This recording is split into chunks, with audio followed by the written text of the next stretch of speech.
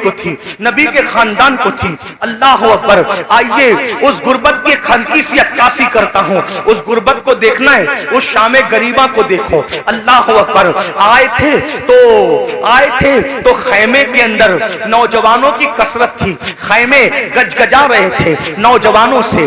اللہ اکبر. لیکن جب جا رہی ہے سیدہ زینب پاک کربلا آئی تھی تو درجنوں جوان تھے گھر میں اور خیمے گجگجا رہے تھے کڑیل جوانوں کی جوانی سے. علی اکبر جیسا ہم شبیہ رسول شہزادہ موجود ہے، حضرت قاسم جیسا شہزادہ موجود ہے، حضرت عبداللہ ابن علی، حضرت عباس قاضی عباس علمدار جیسا بھائی موجود ہے، غرض کے خاندان کے کڑیل جوان موجود ہے. لیکن زینب سب کچھ لٹا کر کربلا سے جا رہی ہے. کس شان سے جا رہی ہے؟ اللہ اکبر. سب شہیدوں کے سر کاٹ لیے گئے ہیں، سب شہیدوں کے سر کاٹ لیے گئے ہیں، سب شہیدوں کے سر کاٹ لیے گئے ہیں، سر کاٹ کر نیزوں پہ اٹھائے گئے ہیں اور ایک ایک لاش پر 10 گھوڑے متعین کیے گئے ہیں. اللہ اکبر. وہ سینہ جس کو رسول اللہ ہاتھ مل مل کے سونگا کرتے تھے، وہ سینہ جس کو اپنے سینے سے لگا کر کے حضور اپنی زبان چسایا کرتے تھے اور کبھی مولا حسین کی زبان چوستے تھے، آج اللہ اکبر اس سینے پر سے کپڑا ہٹا کر کے، بلکہ اس سینے پر رکھے ہوئے کپڑے نکال کر کے امام علی مقام کے جسم اور شہیدوں کے جسم سے کپڑے بھی نکال لیے گئے اور کپڑے نکال کر کے ایک ایک لاش کو 10 گھوڑوں سے کچل دیا گیا. گھوڑوں سے لاشیں کچلی، لاشیں کٹ پٹ گئی. اللہ اکبر. ایسے عالم میں اللہ شہیدوں کی کٹی پٹی لاش سے جب 12 یا 13 محرم کو سیدہ زینب کبریٰ نکلتی ہے تو کس شان سے نکلتی ہے؟ مورخین لکھتے ہیں سیدانیوں کے ہاتھوں کو رسیوں سے باندھ دیا گیا تھا اور پیروں میں بیڑیاں ڈال دی گئی تھی. اللہ اکبر. امام اہل سنت کے چھوٹے بھائی استاد زمن کے بقول ان کی تحریر کی روشنی میں بیویوں کے زیورات تک چھین لیے گئے، کانوں کی بالیاں تک چھین لی گئی، حتیٰ کہ دوپٹے تک چھین لیے گئے. جن کے گھر میں اجازت کے بغیر جبریل نہیں آتے تھے، آج ان کے سروں کے دوپٹے بھی چھین لیے گئے ہیں. اللہ اکبر. وہ امام زین العابدین جو کئی دن سے بیمار ہیں، 3-4 دن کے بھوکے پیاسے ہیں، گلے میں توق ڈالا گیا ہے لوہے کا، ہاتھوں میں ہتھکڑیاں ہیں، پیروں میں بیڑیاں ہیں اور اونٹوں کی نکیل اس بیمار کے ہاتھ میں دی جاتی ہے. زین العابدین اس نکیل کو پکڑ کے گر جاتے ہیں، جب گرتے ہیں تو پیٹ میں تماچے مارے جاتے ہیں. سید نصیر الدین نصیر گولڑوی کہتے ہیں آخر نصیر عداوت کے بھی کچھ نہ کچھ آداب ہوتے ہیں، نصیر عداوت کے بھی کچھ نہ کچھ آداب ہوتے ہیں. کسی بیمار کو زنجیر پہنائی نہیں جاتی، کسی بیمار کو زنجیر پہنائی نہیں جاتی. تماچے مار لو، خیمے جلا لو، قید میں رکھ لو، تماچے مار لو، خیمے جلا لو، قید میں رکھ لو. علی کے گل رخوں سے بوئے زہرائی نہیں جاتی، علی کے گل رخوں سے بوئے زہرائی نہیں جاتی.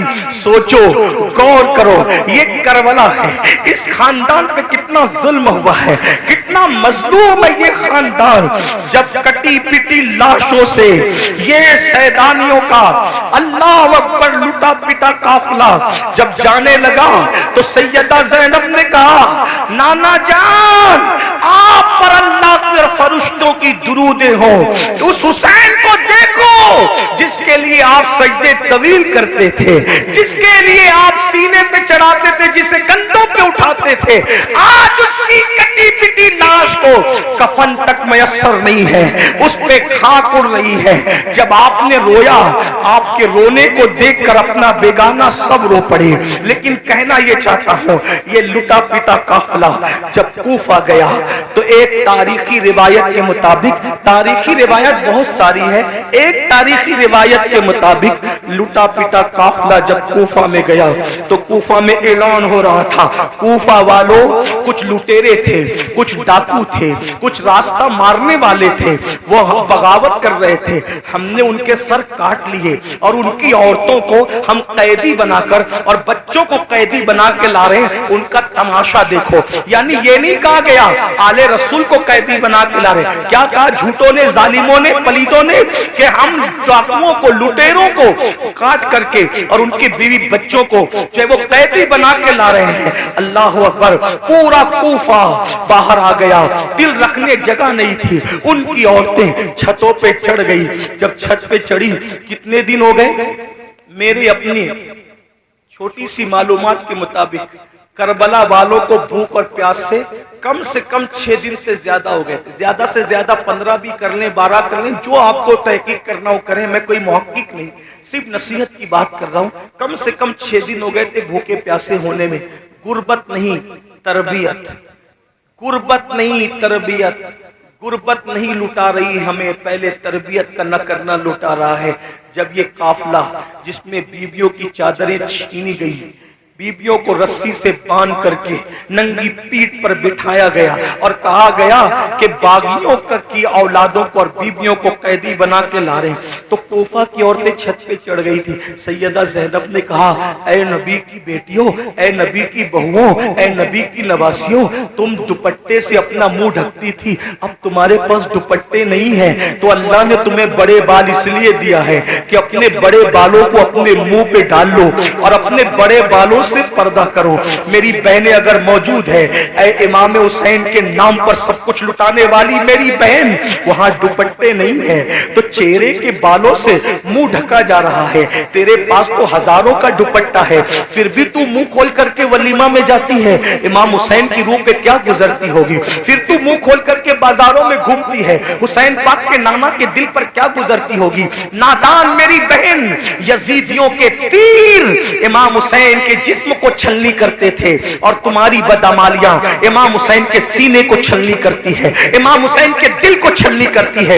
یزیدی نہ بنو، سچے حسینی بنو۔ بہرحال چہرے پہ بال ڈال لیے گئے۔ کوفہ کی عورتیں نے جب دیکھا عورتوں نے چھوٹے چھوٹے بچے ہیں، چھوٹے چھوٹے بچے ہیں، عورتیں ہیں، تو انہوں نے روٹیاں اور کھجوریں پھینکنا شروع کی۔ صدقہ صدقہ صدقہ۔ آپ سے پوچھتا ہوں، غور کرنا گھر جا کے، گرمی مئی کے مہینے میں اگر 16-15 گھنٹے کا روزہ ہو جائے نا تو آدمی تسبیح پڑھتا ہے لیکن تسبیح پہ دل نہیں لگتا، دل پورا شربت اور پانی پہ لگا رہتا ہے۔ اور سچی بات یہ ہے جب اذان ہوتی ہے تو آدمی یہ بھی نہیں دیکھتا میری امی نے روزہ کھولا کہ نہیں، میرے ابا نے کھولا کہ نہیں، بیوی نے کھولا کہ نہیں، بچے نے پانی پیا کہ نہیں، سیدھا گلاس پہ ہاتھ ڈالتا اور پہلے شربت اور پانی پیتا ہے۔ 16 گھنٹے کی بھوک اور پیاس سب کو بھلا دیتی ہے۔ یہ حسین پاک کے گھر کی تربیت تھی۔ 6 دن سے زیادہ کی بھوکی پیاسی سکینہ، شہزادی سکینہ جس کی عمر صرف 7 سال کی تھی، جب روٹی آئی صدقہ تو پھوپھی کی طرف دیکھ کے کہتی ہے پھوپھی امی ہم تو آل رسول ہیں نا، ہم پر تو صدقہ حرام ہے نا، تو کیا اتنے دن بھوکے پیاسے رہنے سے صدقہ حلال ہو جاتا ہے؟ اتنے دن بھوکے پیاسے رہنے سے کیا صدقہ حلال ہو جاتا ہے؟ تب سیدہ زینب نے غضبناک ہو کے کہا او کوفہ والو، ہم آل رسول ہیں، ہم صدقہ کھانے والے لوگ نہیں ہیں۔ اور اپنی بھتیجی کو کہا میری بیٹی ہم صدقہ کھانے والے لوگ نہیں، صدقہ نہ کھانا۔ آپ سے پوچھنا چاہتا ہوں وہ صدقہ، توجہ کر، وہ صدقہ جو صرف آل رسول پہ حرام ہے، توجہ، وہ صدقہ جو صرف آل رسول پہ حرام ہے، اتنے دن کی بھوک اور پیاس کے بعد جب ان لوگوں نے وہ حرام صدقہ نہیں کھایا تو وہ سود جو سور کی طرح حرام ہے، وہ سود جو سور کی طرح حرام ہے، وہ شراب اور نشہ جو سور کی طرح حرام ہے، وہ لوگ तैयब और ताहिर रोटियां सदके के नाम पे आए तो नहीं खाते, और तुम कैसे हुसैनी हो कि जो शराब सूद सूअर की तरह हराम है तुम उसको खा करके हुसैनी बनना चाहते हो। घर जा करके सोचो कि क्या कह रहे हो और क्या बन गए हो। अल्लाह हमें ये शऊर अता फरमाए।